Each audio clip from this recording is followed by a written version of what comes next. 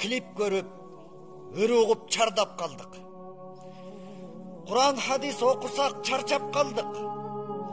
Аллахка жаксам деп умтулбастан, акчаны тапсам деп жашап калдык.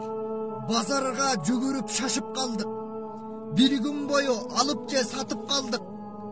А бирок мечитке бара албай, амалсыз үйүбүздө жатып калдык. Дин десе талаалап качып калдык. Дүйнө десе тоону да ашып калдык. Куран окуп күйүттөн арылбастан, кайгыбызды арак менен басып калдык. Инсандык максатты унутуп калдык. Илим эмес, интернетти чукуп калдык. Колдон келген эмгекти кыла бербей, куру бекер кыял менен учуп калдык.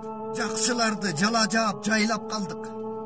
Жамандарды дос тутуп жандап калдык. Аллах айткан орозону тутпай туруп, адам айткан диетаны кармап калдык. Акыйкатты жашырып алдап калдык. Арзуубузду макулукка арнап калдык.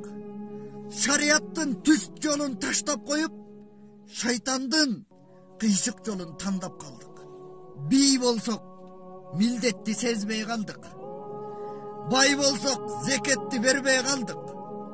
Өзгөлөрдүн айыбын чукуп чыгып, өзүбүздүн напсыбызды жеңбей калдык. Акылдууну тоготпой кыйнап калдык. Акчалууну жоготпой сыйлап калдык. Курандан, баяндан таасир албай, кайгылуу кино көрсөк ыйлап калдык. Кол берип, кездешүүдөн чочуп калдык. Коомчулук кооптонуп толкуп калдык. Кудуреттүү Аллахтан эмес балким, кичинекей вирустан коркуп калдык. Өзгөрөлү туугандар, өзгөрөлү. Өрнөктүү жакшы жашоо өткөрөлү. Ыплас дүйнөгө малынбастан, ыйманга толтуралы жан дүйнөнү.